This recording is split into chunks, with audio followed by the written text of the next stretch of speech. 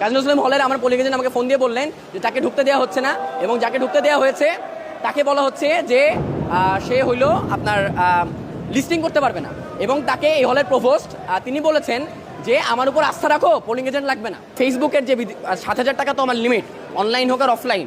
ফেসবুকে যদি 4টা কেউ পোস্ট বুস্ট দেয়, প্রতিটা বুস্ট দেয় 5 থেকে 6 লাখ মানুষকে টার্গেট করে, তাহলে সেখানে কয় টাকা খরচ হয়? সেটা তো অলরেডি 20,000 টাকা পার হয়ে যাওয়ার কথা। আর পোস্টার তো কি পরিমাণ চেপেছে এই পোস্টারের বিধিমেলা আপনারা দেখলেই পাবেন। পোস্টারের নির্দিষ্ট লিমিট ছিল, সাইজ ছিল, পোস্টারে লেখা ছিল যে কেউ কোনো তার মানে কি বলবো কোনো অর্জন নিয়ে একদম নির্দিষ্ট ফর্মাল ছবি ছাড়া দিতে পারবেন না। আপনি এখানে দেখতে পারবেন যে ট্রফি হাতে ছবি আছে, তাহলে এদের বিরুদ্ধে কী ব্যবস্থা নিছে? কোনো ব্যবস্থা নেই। এবং নির্বাচনের কালীন সময়ে বিভিন্ন দেয়ালে এইটা বাদে বলা ছিল এই বোর্ড বাদে আর কোথাও কোনো পোস্টার লাগানো যাবে না। দোকানে দোকানে পোস্টার লাগানো আছে, এখনও আপনারা বর্তমানে গেলে দেখতে পারবেন, সেটা নিয়েও তার কোনো ব্যবস্থা নেয়নি। তারা ডোপ টেস্ট বাধ্যতামূলক করা লাগবে বলেছিলেন। সেই ডোপ টেস্ট যারা করছে, আমার মতো যারা করছে তাদের কোনো রেজাল্ট তারা দেন নাই। যারা ডোপ টেস্ট করে নাই তাদের নিয়েও তারা কিছু করেন নাই, কিন্তু বলছিলেন ডোপ টেস্ট না করলে প্রার্থিতা বাতিল হবে। তাহলে এগুলো নিয়ে কোনো তারা কিছু করেন নাই, এবং এগুলো সবই বিধিমালার পার্ট। আমি আপনাকে এটা একটু আগে থেকে বলি, গতকাল রাত 2টোর সময়, আজকে সকালে ইলেকশন 9টা থেকে, গতকাল রাত 2টোর সময় তারা বলেছেন যে পোলিং এজেন্ট দেওয়া যাবে। এর আগ পর্যন্ত তারা বলেছিলেন পোলিং এজেন্ট দেওয়া যাবে না। তো রাত 2টার সময় যখন তারা বলেন আমার প্রার্থী 25 জন, অর্থাৎ 25 জন প্রার্থী 21টা হল এই ক্যাম্পাসে, তাহলে আমার কতগুলো পোলিং এজেন্ট ম্যানেজ করতে হবে এই সারা রাতের মধ্যে? সারা রাতে আমি কীভাবে পাবো পরদিন সকালবেলা ইলেকশন? তাও আমরা চেষ্টা করেছি যেন আমার 25 জন প্রার্থী পার প্রার্থী একজন করে পোলিং এজেন্ট দিতে পারাটা নিয়ম তাদের কাছে আছে।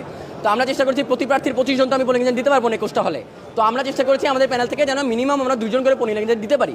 তো সেই পোলিং এজেন্টকে দিয়ে যখন আমরা পাঠিয়েছি, প্রথমত তারা বলেছেন পোলিং এজেন্টকে অ্যাপ্লিকেশন করতে হবে। পোলিং এজেন্ট অ্যাপ্লিকেশন করেছে, তারা বলছেন অ্যাপ্লিকেশনে প্রার্থীর সাইন লাগবে।